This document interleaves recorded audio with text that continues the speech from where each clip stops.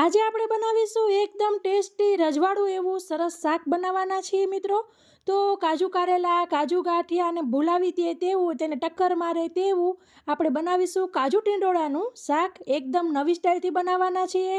અને મિત્રો, આ રજવાડું શાક એટલું ટેસ્ટી બને છે કે તમે કોઈ પ્રસંગમાં રાખ્યું હોય કે ઘરમાં તમે મહેમાનોને ચખાડશો ને તો તમારો પ્રસંગ મહેમાનો યાદ કરતા રહી જશે, ક્યારેય પ્રસંગ તમારો ભૂલશે ને એવું સરસ આપણું આ કાજુ ટીંડોળાનું શાક બને છે. તો ફ્રેન્ડ્સ, રેસીપી પૂરી જોઈને બધી ટેકનિક સાથે તમે પણ ઘરે જરૂરથી આવું સરસ શાક બનાવજો. તો ચાલો ફ્રેન્ડ્સ, એક રોટલીની જગ્યાએ 2 રોટલી ખવાઈ જાય તેવું ટેસ્ટી આપણે શાક બનાવવાનું શરૂ કરીએ. સૌ પ્રથમ આપણે ટીંડોળા લઈશું. મેં અહીં 500 ગ્રામ ટીંડોળા લીધેલા છે. પછી આપણે આવી રીતે ડીટિયા કટ કરીને પાતળા પાતળા કટ કરવાના છે. તો તમને બતાવું કે કેટલા પાતળા કરવાના છે. તો આવી રીતના 2 ભાગ કરી જેટલા બને તેટલા પાતળા કરવાના છે. તમે જોઈ શકો છો. તો જલ્દી શાક આપણું ચડી જશે. તો ફ્રેન્ડ્સ, બધાય આપણા ટીંડોળા સમારાઈ ગયા છે એકદમ પાતળા પાતળા. પછી આપણે એક આવી રીતે વાસણ લેશું ને તેની અંદર કાઠલો રાખીને આવી રીતે કાણાવાળું વાસણ લઈ લેવાનું અને આપણા બધા ટીંડોળા આમાં ઉમેરી દઈશું ચાયણીમાં. તો હવે આપણે તેને ઢાંકી દઈશું. મીડિયમ ફ્લેમ પર આપણે 5 મિનિટ કૂક કરવાનું છે. એકદમ પાતળા પાતળા છે એટલે સરસ જલ્દી કૂક થઈ જશે. 2 મિનિટ થાય એટલે વચમાં ખોલીને આપણે આવી રીતના અલટ પલટ કરી લેવાનું છે.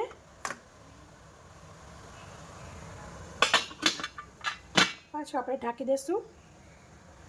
આપણા ટીંડોળા ચડે છે ત્યાં સુધીમાં બીજી બાજુ આપણે આવી રીતે કઢાઈ લેશું અને તેની અંદર તેલ લેશું. 2 ચમચી તેલ ઉમેર્યું છે અને આવી રીતના આખી ભરીને ચમચી ઘી ઉમેરેલું છે. આપણું તેલ ઘી સરસ ગરમ થઈ જાય એટલે તેની અંદર આપણે અડધો કપ કાજુના ફાડા ઉમેરીશું અને આપણે સ્લો ફ્લેમ પર જ શેકવાના છે, નહીંતર તે બળી જશે અને લાલ થઈ જશે. તો સરસ ઉપર ગુલાબી ડિઝાઇન આવી ગઈ છે, તમે જોઈ શકો છો. કાઢી લેશું. તો હવે આપણે ફ્રાય કરેલા કાજુને સાઈડ ઉપર રાખીશું. હવે આપણને જોઈશે 2 આવી રીતના લાલ મરચાં, તો ઉમેરી દઈશું. આવી રીતના 1 મોરા જેવું મરચું અને 2 આવી રીતના લવિંગિયા તીખા મરચાંની સ્લીટ કરી લીધી છે, ઉમેરી દઈશું. અને નાનો એવો બાદિયાનો ટુકડો ઉમેરીશું. ગેસની ફ્લેમ મીડિયમથી સ્લો જ રાખવાની છે. હવે આપણે તેની અંદર ઉમેરીશું આવી રીતે 1/4 કપ સૂકા નાળિયેર કાચલી હોય તેનું ખમણ. અને સરસ આપણી કઢાઈ ગરમ થઈ ગઈ છે. ગેસની ફ્લેમ બંધ કરી દઈશું. સાથે ઉમેરીશું 1/4 કપ ચણાનો લોટ.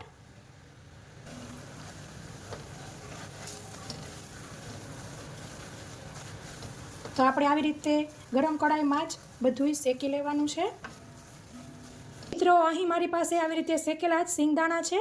જો તમારી પાસે શેકેલા સિંગદાણા ન હોય તો કોપરાના ખમણની પહેલાં જ તમારે તેને ઉમેરી દેવાને શેકીને પછી કોપરાનું ખમણ ને ચણાનો લોટ ઉમેરવાનો રહેશે.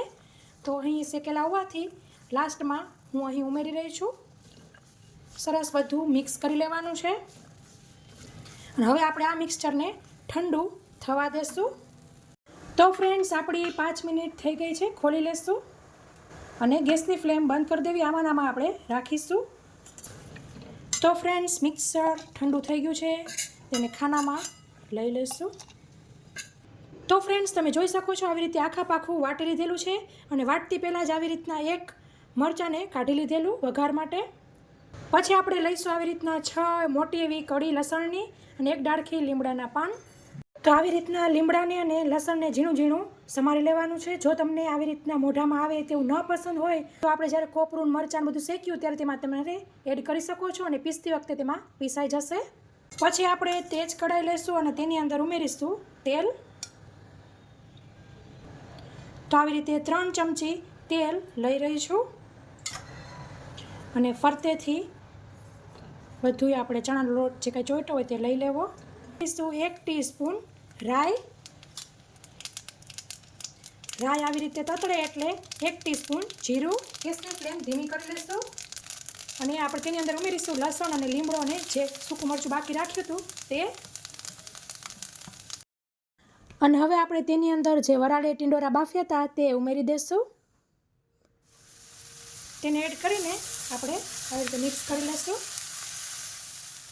આવી રીતે સરસ મિક્સ કરીને મસાલા કરીશું.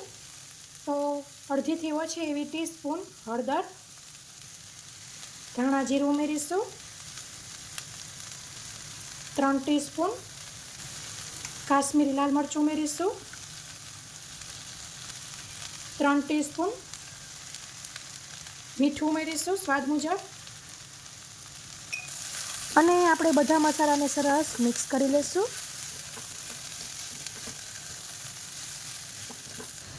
હવે આપણે આવી રીતના આમ સહેજ એવું પાણી ઉમેરવાનું છે અને ઢાંકીને આપણે 2 મિનિટ માટે કૂક કરીશું જેથી બધા મસાલા સરસ ચડી જાય.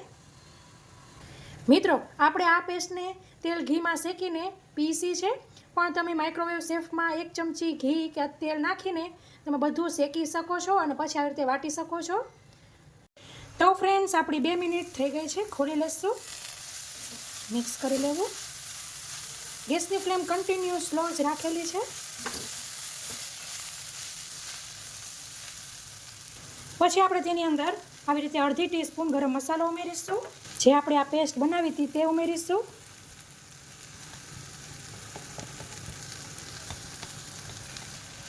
એક ચમચી આપણે આવી રીતે દેશી ગોળ ઉમેરીશું. તમે ખાંડ પણ ઉમેરી શકો છો અને મિક્સ કરી લેવું. સરસ મિક્સ થઈ જાય એટલે આપણું શાક બિલકુલ રેડી છે. ગેસની ફ્લેમ બંધ કરી દઈશું. ધાણા ભાજી અને ફ્રાય કરેલા કાજુ ઉમેરી દઈશું અને આવી રીતે અડધા લીંબુનો રસ ઉમેરી દઈશું. તો આપણે લાસ્ટ મિક્સ કરી લઈશું. બધું સરસ મિક્સ કરી લઈશું.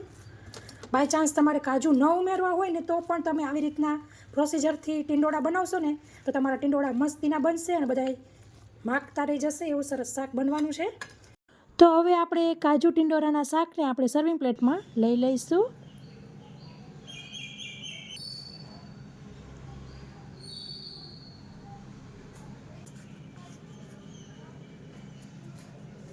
તો અહીં મેં આવી રીતના રોટલી અને લાડુ જોડે સર્વ કરેલું છે. તમે સાથે કંઈ પણ મીઠાઈ અથવા તો ગોળ લઈ શકો છો જમવામાં.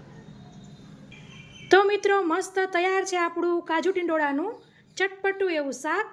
તો આશા રાખું છું કે તમને મારી રેસીપી જરૂરથી પસંદ આવી હશે. પસંદ આવી હોય તો લાઇક કરજો. મારી ચેનલ ઉપર નવા હોય તો જરૂરથી સબસ્ક્રાઈબ કરજો અને બાજુમાં આપેલા બેલ આઇકન ઉપર ક્લિક કરી ઓલ ઉપર જરૂરથી ક્લિક કરવું. તો ફ્રેન્ડ્સ, રેસીપીમાં આટલું જ. ફરી મળીશું એક નવી રેસીપી સાથે. ત્યાં સુધી આવજો. Thank you. બાય. જય શ્રી કૃષ્ણ.